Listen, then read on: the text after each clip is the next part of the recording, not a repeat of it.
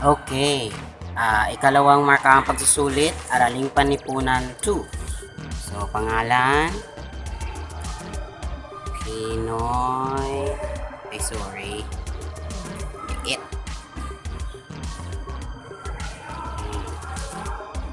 Okay. So, panuto. Basahin at unawain ang bawat pangungusap, piliin at pilugan ang letra ng tamang sagot. Number 1. Ang batang si Lando ay nakatira sa Barangay Maligaya. Ang salitang may salungguhit ay Barangay Maligaya, lugar, komunidad. Okay, so circle, piliin at bilugan. Okay, bilugan natin. Okay. Okay, ayan, para mas focus. So number 2. Paano mo mailalarawan ang komunidad noon? Malalaki ang mga gusali, hindi. Maraming taong naninirahan, malalawak na lupain ang sakop ng mga pabrika, pagsasaka at paghayupan ang hanapbuhay ng mga tao. Letter D. Yun yung una, di ba? So, number 3. Sino ang higit na makapagbibigay ng wastong impormasyon tungkol sa naganap na mga pangyayari sa komunidad?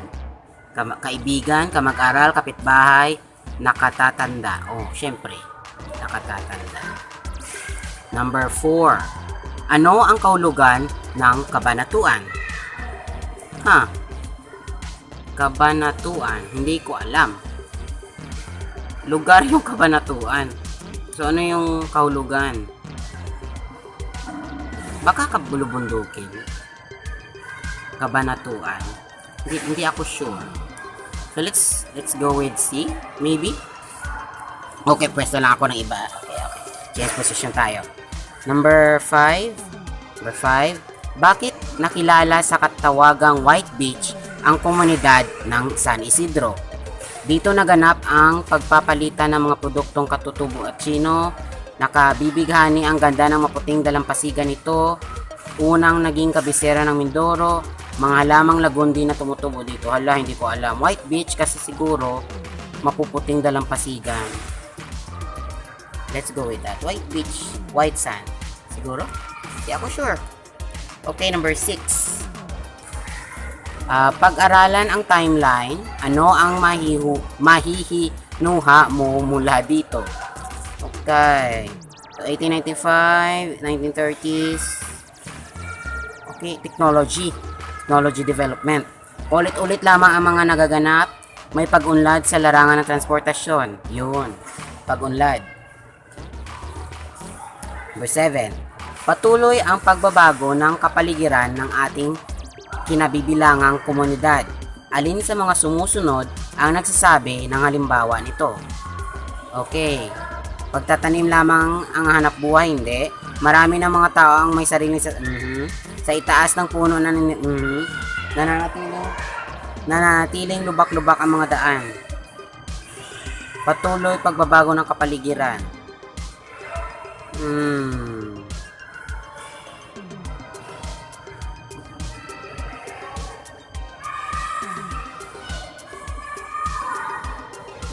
Patuloy ang pagbabago ng kapaligiran.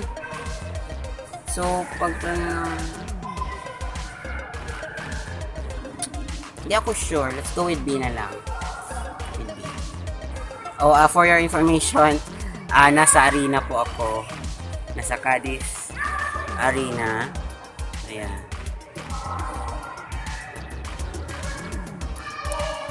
Okay, number 8. Ang pagbabago ang naganap sa mga ilog. Anong pagbabago? Naging simentado.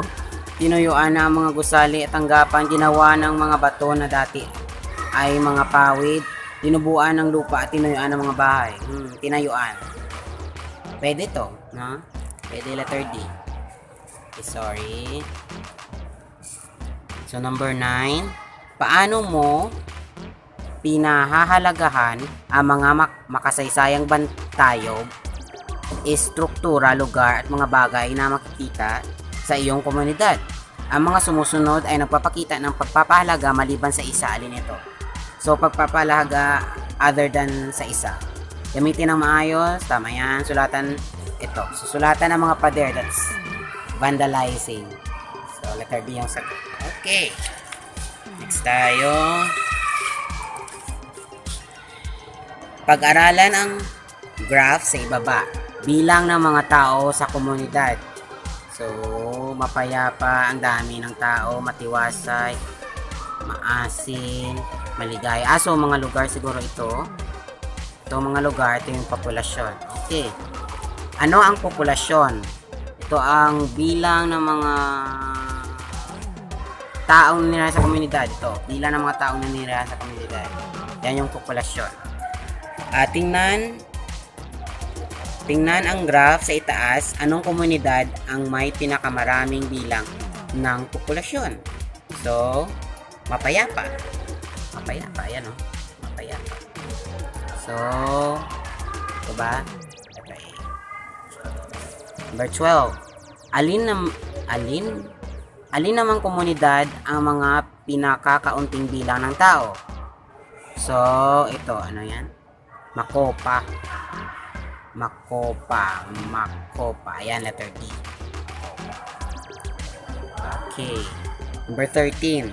Ano ang dapat gawin sa mga bagay na nanatili sa ating komunidad?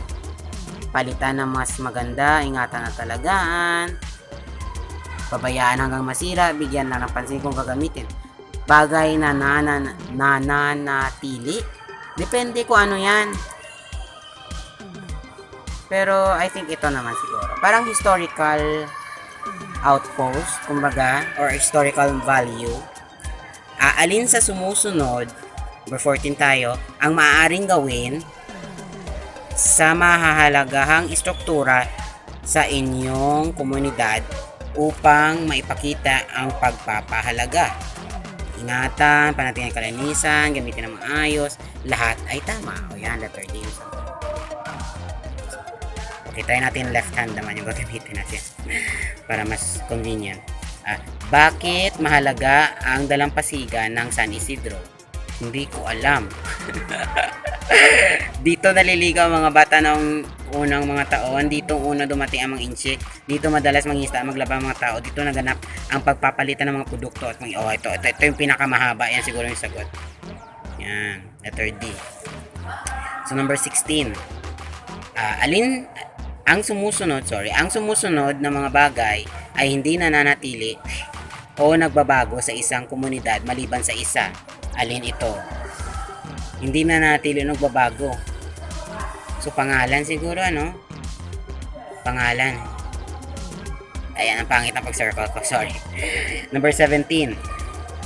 Anyong? Anyong! Korean to joke lang. Anong tubig na bumabagsak mula sa mataas na lugar tulad ng bundok? Siyempre falls, talon. Anyong. Anyong siyo. Okay, number 18.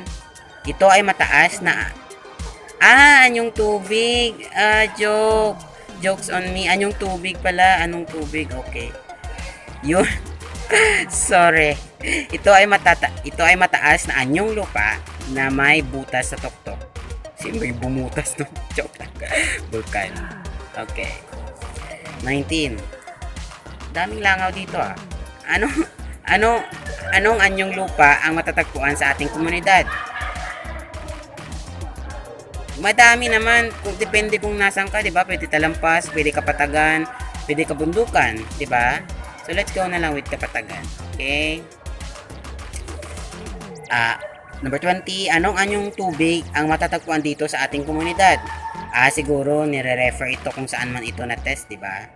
So, anong anyong tubig ang matatagpuan? Nandito ako ngayon sa Negros Occidental. So, marami naman ditong ilog. Meron ding sapa. May bukal din. May talon din. So, either way, no? Either way. Depende kung nasan ka. Okay, number 21. Ito ay pinagdiriwang batay sa relihiyon.